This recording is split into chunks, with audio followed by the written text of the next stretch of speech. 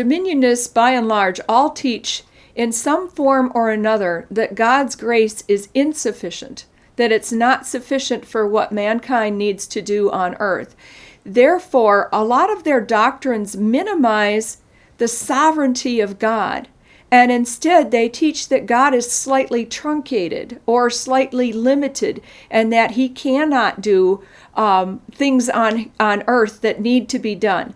They therefore do not look to Christ as their Redeemer, but they look to mankind as a Redeemer, not only of the planet, even in an environmental sense, returning it to paradise conditions, but they believe that Jesus did not defeat Satan on the cross, and that therefore they must go all over the earth and defeat Satan wherever they find him.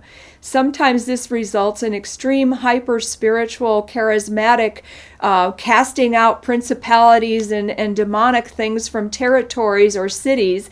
Other things involve things such as prayer marches, walking around cities.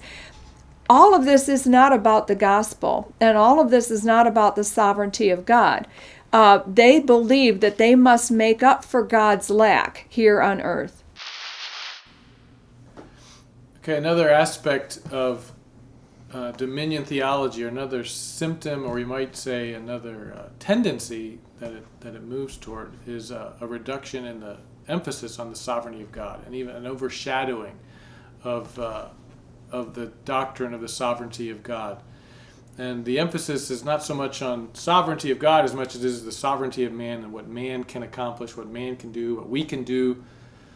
And so now this is going to show up differently in different movements, in different groups. So you might have something very radical in the New Apostolic Reformation, where they will almost completely do away with God's sovereignty, and the emphasis is always on what we're going to do and what we're going to accomplish, and God really can't do what he's going to do without us accomplishing our part. Christ can't return until we take over. And that's the radical side, but then you also have it even in groups like New Calvinism, where there is, and the Reconstructionists, where there is an emphasis on the sovereignty of God in their theology. But even in those cases, there's still very naturally going to be a decrease in the emphasis on God's sovereignty. And so, again, looking at the biblical principle first, from the biblical perspective, divine sovereignty, God's sovereignty and providence over all things is central to what the Bible teaches.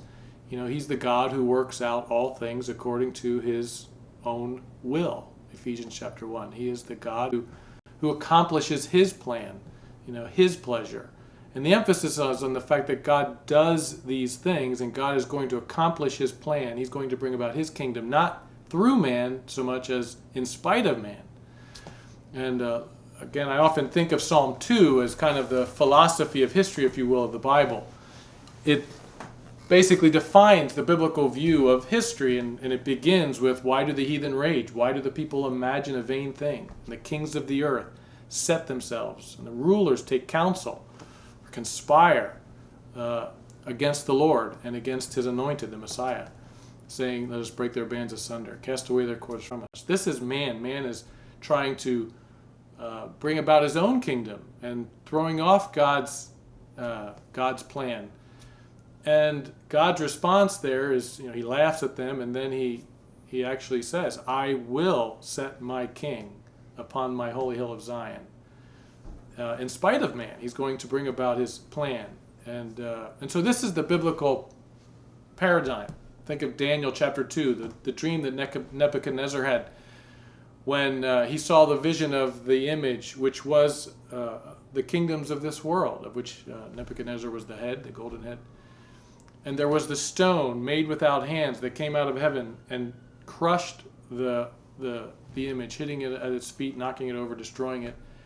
And then the stone grew into a mountain and overtook the whole world. And that picture is what happens when Christ returns. When he comes back at his second coming, he will demolish the kingdoms of this world, and he will set up his own kingdom.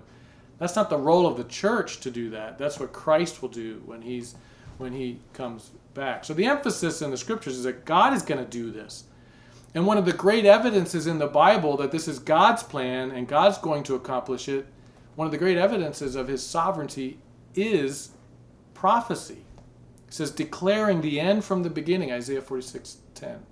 And from ancient times, that which is not yet done, saying, my counsel shall stand, and I will do all my pleasure. The fact that he declared the end from the beginning is proof that this is his plan, that it's going to be accomplished according to his will. Now that's the divine model. Now in dominion thinking, that is going to be turned upside down, and the emphasis is now going to be on what we do and what we can do and how we're going to do it, and about man's plan. And so I would say several things that come out of that. First of all, I would say there is a rejection of, an ignoring of, a looking down on biblical prophecy. There is no emphasis on biblical prophecy because that would be an emphasis on God's sovereignty, that God's going to bring this about and everything's going to happen according to how he planned it. Well, there's a rejection of that. Basically, this is our plan. We're going to accomplish this. And there's no interest in biblical prophecy because that doesn't work into their plans.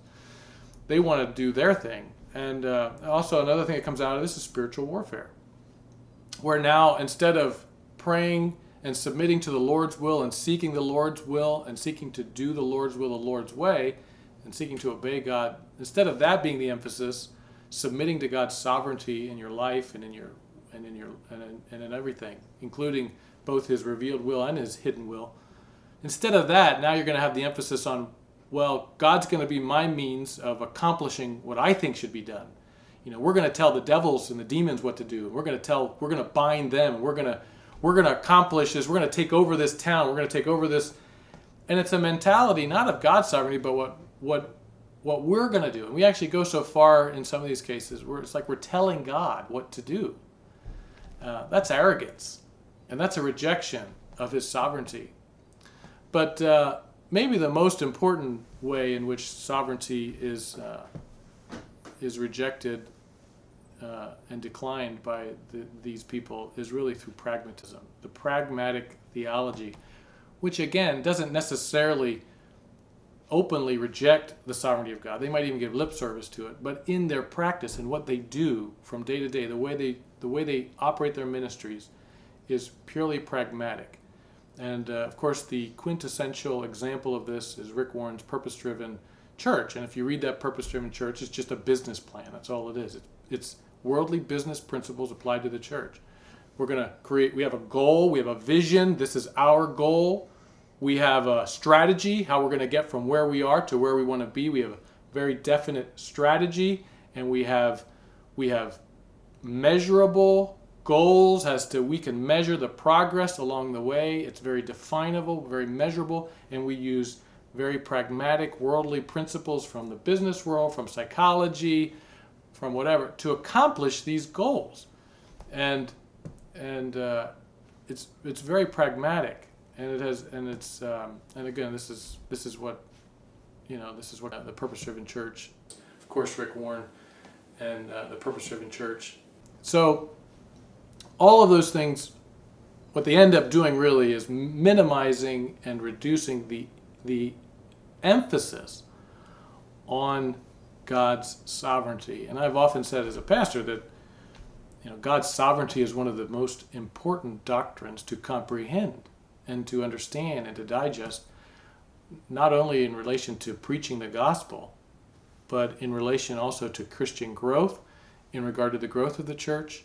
Our goal as pastor is not to bring about our plan or what we want to do or what we want to accomplish. Our goal as a pastor is to be faithful to the Word of God, to preach the Word of God, to rely on the sovereignty of God, not only in the world, but in my own congregation and in my own life and in my family. It is to depend upon the work of the Lord, the Spirit of the Lord, through the Word of God. He will accomplish His will through the teaching and the preaching and the declaration of the Word of God. And that's completely different than what these people are doing in Dominion theology.